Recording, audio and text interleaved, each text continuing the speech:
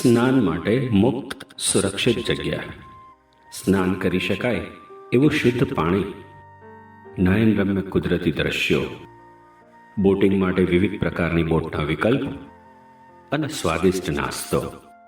આ છે ગુજરાતનો નૈનીતાલ, કોટણા.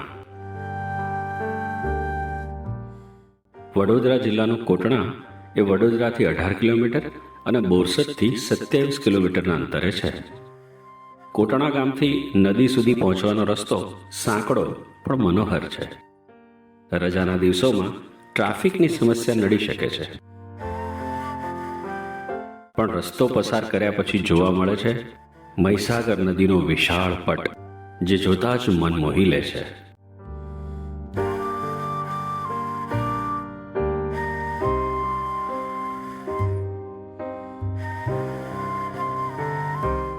નદી કિનારે વાહન પાર્ક કરો અને પહોંચી જાઓ નદીમાં.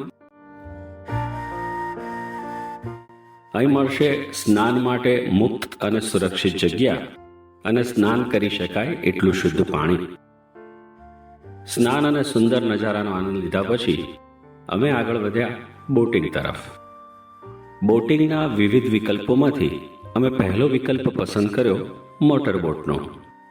આ છે અમારી મોટરબોટ. અમે બોટમાં બેઠા અને સફર થઈ શરૂ.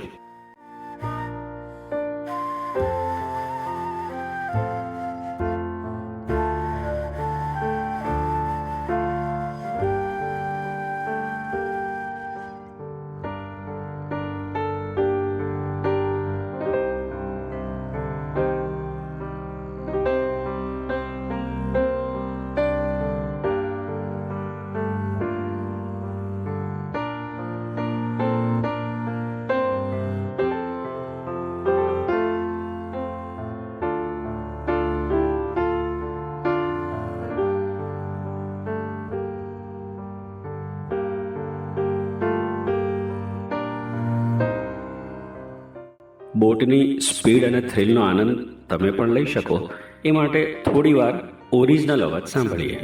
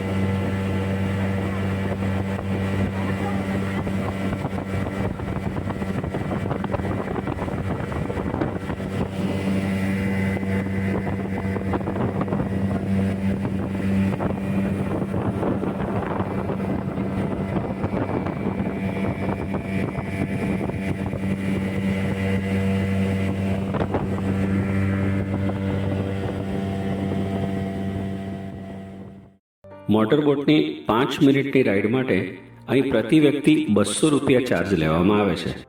જો કે એ રજાના દિવસોમાં. ચાલુ દિવસે અહીં આવો તો બાર્ગેનિંગ ચોક્કસ કરી શકાય.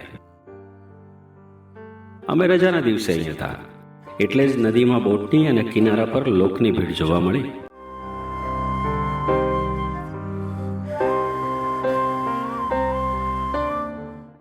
સ્પીડ બોટથી મન ન ભરાયું એટલે અમે પસંદ કરી પેડલ બોટ. એક વ્યક્તિનો ચાર્જ 100 રૂપિયા, અને હા, પેડલ જાતે મારવાના. તો બોટિંગના પેડલ વાળાનો તમારો અનુભવ કેવો રહ્યો? હાર્ડ લાગે છે? બહુ જ હાર્ડ લાગી રહ્યું છે. તમને કેવું લાગી રહ્યું છે પેડલ મારવું? મજા આવે છે. તમને મજા લેવું કેવું લાગી રહ્યું છે? આમ બોટમાં વિડીયો લેવાની મજા આવે છે. મોટરબોટની રાઈડ માત્ર 5 મિનિટની છે, પણ પેડલ બોટ માટે એવો કોઈ નિશ્ચિત સમય નથી. સામાન્ય રીતે 20 મિનિટ તમે બોટિંગ કરી શકો છો. ભીડ ઓછી હોય તો આ સમય વધારે પણ મળે.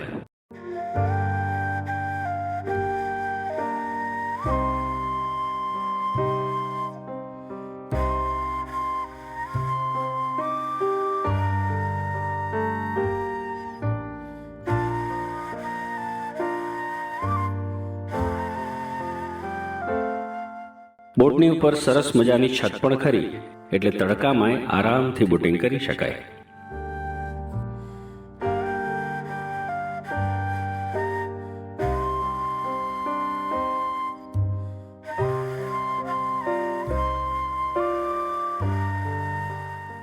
અને હા, સાચવીને ચલાવજો. અહીં પણ ટ્રાફિક જામ થાય છે.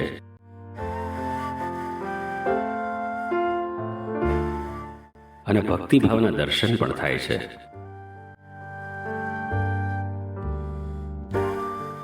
સરવાળે આખી ટ્રીપ સુંદર દ્રશ્યોથી મનને ભરી દે છે. પછી ભૂખ ન લાગે તો જ નવાઈ. તો નદી કિનારે ભોજન તો નહીં, પણ નાસ્તો ઉપલબ્ધ છે. ભૂંગળા બટેટા, પાપડીનો લોટ એટલે કે ખીચું, મકાઈ એન્ડ ઓફકોર્સ ભજીયા. ઠંડા પીણા અને ચા પણ ખરી.